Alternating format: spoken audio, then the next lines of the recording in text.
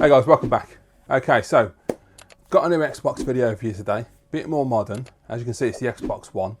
So yes, obviously I've completed my original Xbox collection.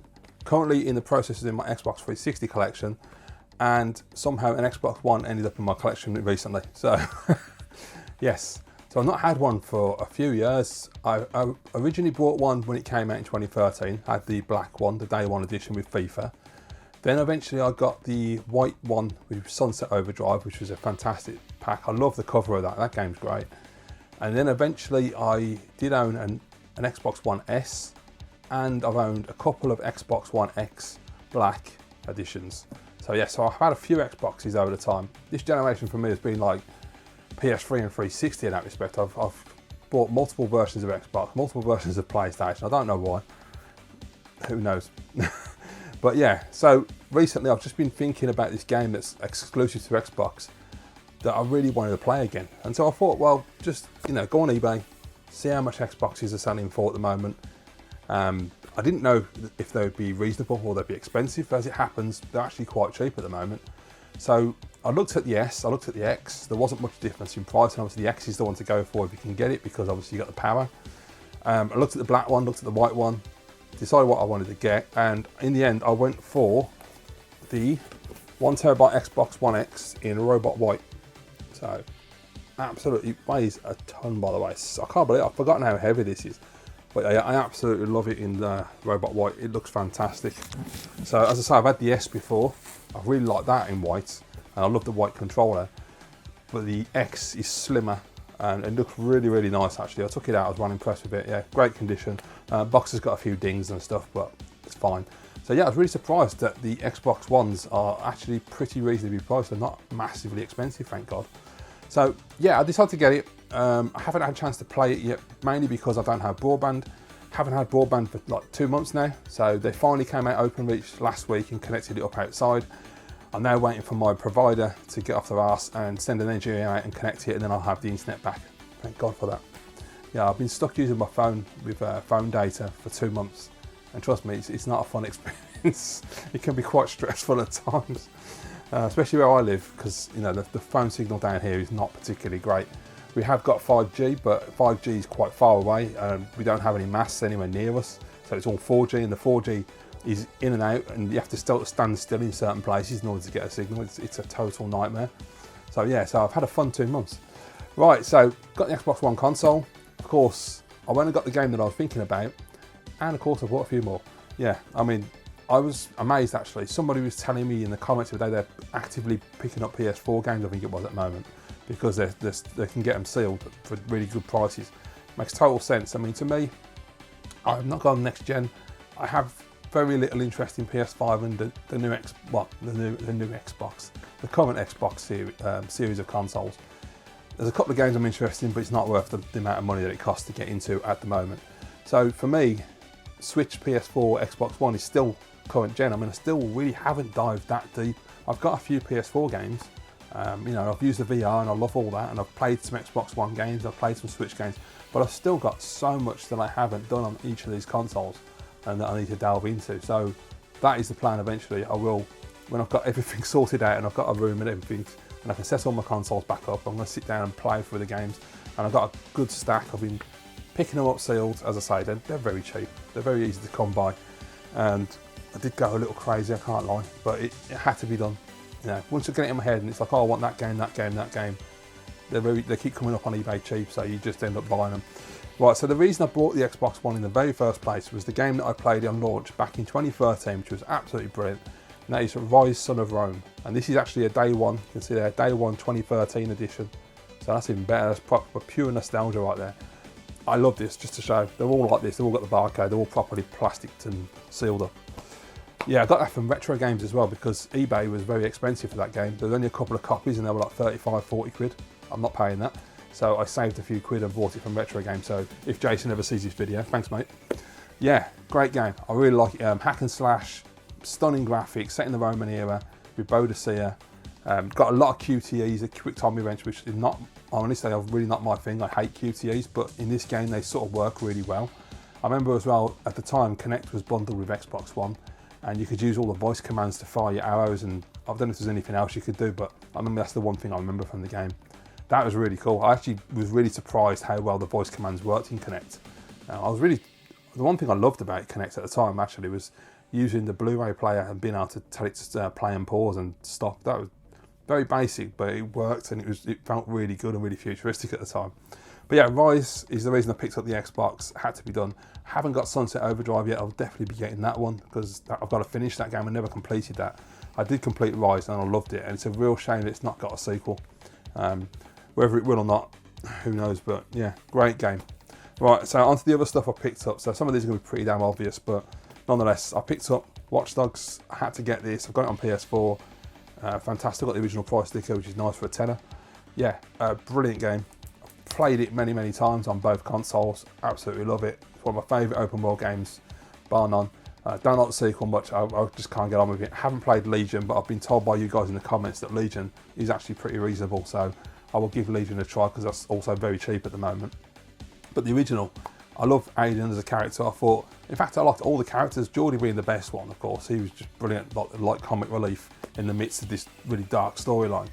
But the actual gameplay and the action, you know, the missions were really fun. The gunplay was my favourite part of the whole game. Some of the gun battles are just incredible, and I got quite murderous in some of the parts of it. I got probably not good if you've got a psychologist sitting next to you when you're playing this game. But yeah, I had a great time with it. I've really enjoyed Watch Dogs. I've played it many, many times now, and it never gets old. It's just a really fun game to play through, so definitely recommend it. The last bit though, I will be honest, when you've got to race across the city, can be a total pain in the arse. That bit, every time I play that bit, although I remember rightly, if you cock up, because you've got to get to 3 different spots, I think, I remember rightly, and if you do one of them and then you cock it up, get to the second one, it doesn't reset the whole thing. So you only have to do the last 2, and the same as if you got 2, you only need 1 to get. So it makes it a little bit easier. But yeah, really love Watch Dogs, brilliant game. Right, next up, I was trying to get this one for a while and I couldn't find a copy of it anywhere. And then I found it on Amazon and I put it in my basket, forgot about it for a week. And then this one popped up with this seller who listed a load of Xbox One sealed stuff. And I grabbed 3 games off him, which arrived today. So first up, we've got Tomb Raider 2013. No surprise to anybody watching, I'm sure, that I've got this, but I now own this on all the platforms I want it. I've got it on PS3, 360, PS4 and Xbox One. I am aware that from what I've read, it didn't get an Xbox One X patch, so the PS4 Pro version apparently works better. I think that's right, or it could be Ryse. No, Ryse works better on Xbox One X, that's right. Yeah, I'm pretty sure that the original Tomb Raider runs smoother on the Pro. Yeah, it's Tomb Raider, I've talked about it many times. For me, one of the best reboots they've done, and for me as an action fan, not so much a exploration fan, this is my kind of Tomb Raider. I can't get on with the other Tomb Raiders as much, but this one, I really got into it. I love the story and the characters and all the different places you go to in the game, and the gunplay and the viciousness of it, and some of the dialogue's quite funny as well. But yeah, brilliant. Really glad to have it in the collection there, so I can just play it on any platform I want at any time. Next up, of course, we do have Ryse of the Tomb Raider. As I say, it runs better on Xbox One X. Apparently it's got the, remember what, it's got the 4K 60 option on it. So that's really nice. Yeah, I've talked about it in previous video. I've talked in my last 360 pickup video when I picked up the 360 version. I'm not the biggest fan of Ryse. I like the game, but I don't love it like I like the original. The first Tomb Raider was better. It's the best of the trilogy for me. Ryse, it sort of sinks in the middle. I get a bit bored when I'm playing through it. But I am going to go back and finish it, because I said in the 360 video, the end of the game as well, we're on the plinth and you got to drop down the darkness, and the bit before that you got to run around in a circle. It was very much like Uncharted 2 at the end with Lazarevich, and I don't like that sort of gameplay, it bores me. But I mean, the opening to Ryse is really, really good. You know, all the stuff in the forest and the bear, and it's got some nice visuals, it's got some great gameplay. It's still a solid Tomb Raider, and it's a solid follow-up. I just feel like the first one is way more fun for me personally. Next up, I got this from the same seller that I got the first Tomb Raider, and that is Shadow of the Tomb Raider. And this one is what's this one? The Croft Edition, and the Croft Edition, which apparently includes the game, additional content, access to some content, requires additional downloads, always. Yeah, but I got this one because the same seller, and also the price was good, but most of the cover, there's 2 different covers, there's 2 different editions. The other cover I think looks a bit shit, to be quite honest. I thought this one looked cooler, so I went with this. I've only played Shadow once, and I've got it on my PS4, which I've got over there. I liked it. It was all right. I felt like it was sort of straddling the line between the first two, but it didn't quite get enough action for me. Yeah, I remember there's quite a bit of stealth as well, where you're crawling around in the bushes, which is going to turn me off straight away because I really hate stealth. But visually it was great. From what I can remember, the story was decent and the gameplay was all right. There's that bit, I remember, there's a bit in the village, isn't there? There's like a waterfall in a village. It's been so long, I've only played it once, whereas the other two I've played multiple times. Yeah, that got on my nerves and all. So yeah, I'm definitely going to have to go back and sit down and play Shadow of the Tomb Raider again. Because I think once I've played it a couple more times, I'll probably have more of an idea of how I actually feel about it. But because at the moment, I feel like it's in third place. But anyway, there you go. And I got one more game from that seller that I bought Tomb Raider and Shadow from. And that is a game that I didn't even know had come out because I just don't pay attention to the industry anymore. And that is Alan Wake Remastered. Now, I knew Alan Wake 2 had come out digitally, and I believe it's come out physical since then, I think so. I had no idea this existed. I just came across this the other day and I was like, oh my God, I love Alan Wake. I've got it on 360. The game is absolutely brilliant. So I'm hoping that this remake is going to be worthwhile and they haven't just cobbled it together and it is a full-fledged update of the game. It's got 4K on the front, so that's good. It hasn't got it's got no HDR. That's interesting. I thought with this game, with the dark and the light, they would have really used the HDR, but apparently not. Interesting. But yeah, I remember I haven't played this for years since it came out. This is why I'm looking forward to going back to it now. And I thought I was going to be playing on 360, but I'll be playing this one first. But yeah, I really like the idea of the torch and using that to kill the whatever the hell those things are supposed to be, those entities. Was it Barry, the guy that's in it, who comes in with the Christmas lights and all that? Yeah. I thought the story was great. I thought it was a really, really good game, really different. It's a shame. I mean, as I say, I think number 2's got a physical release now, but I'm assuming, I'll have to check. I'm guessing it's going to be Series X and PS5 and I won't be able to play it. So frustrating. I just really don't want to go next generation yet. I want to really enjoy all this stuff. It's got so much to catch up on.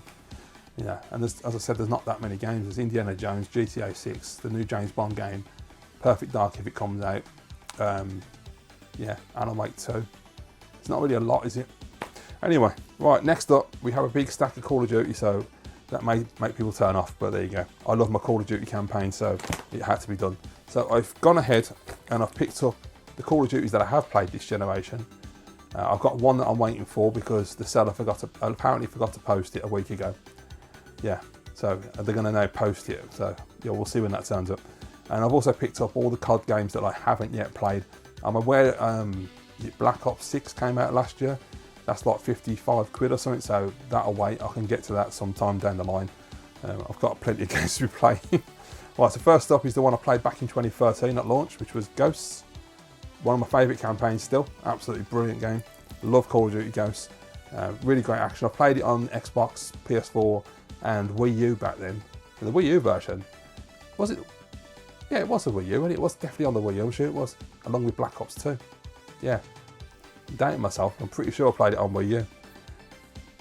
Yeah, I don't know, I'm going to have to check that now.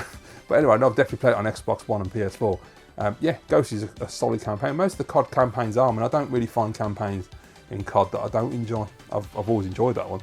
Next one is one of my favourites of this generation, bearing in mind I haven't played quite a lot of the Call of Duty, so out of the ones I have played, I've got World War II. I love this. World War II is my favourite era to play first-person shooters. This is great. I've been back to it so many times. In fact, about a year ago, I went back on the PS4 and played it again, and I tend to just jump in and out of my favourite levels. But my favourite one's the forest, when you've got the sniper and the guy on the floor and you've got to get to him, which I can never usually get to him. He usually gets shot, or I do. Then you have to make your way up the tower, get to the sniper, take him out. You're running through the forest, there's bombs going off. It's just brilliant. It's such a great game. Really, really nice graphics as well. Yeah, really solid. And it's nice to have a World War II game when there's so much modern day and futuristic in Call of Duty. So, and yeah, next one I picked up, Infinite Warfare. I'm not a big fan, honestly. I mean, some of the levels are good, but I didn't like that whole thing on the spaceship and you got to look at the big map like an RPG kind of thing. I can't be arsed with all that. I just want to go linear. Just give me the mission and let me go and play the game. But yeah, I thought it was okay. It was decent, nice graphics. The one that I'm waiting for is Advanced Warfare. Now, as I say, it's going to turn up at some point when the person posts it, so we'll see. I did play that again a couple of years back now on PS4 with Kevin Spacey in it. I really liked that. I was actually surprised when I went back to it because I had memories of it being average, and I went back to it and it's actually really, really good, even though it's like super futuristic. I think that's the one where you got like them jetpack things in it on the bridge as well. Yeah, it's a really fun game. And isn't Troy Baker in that one? I think Troy Baker's in Advanced Warfare.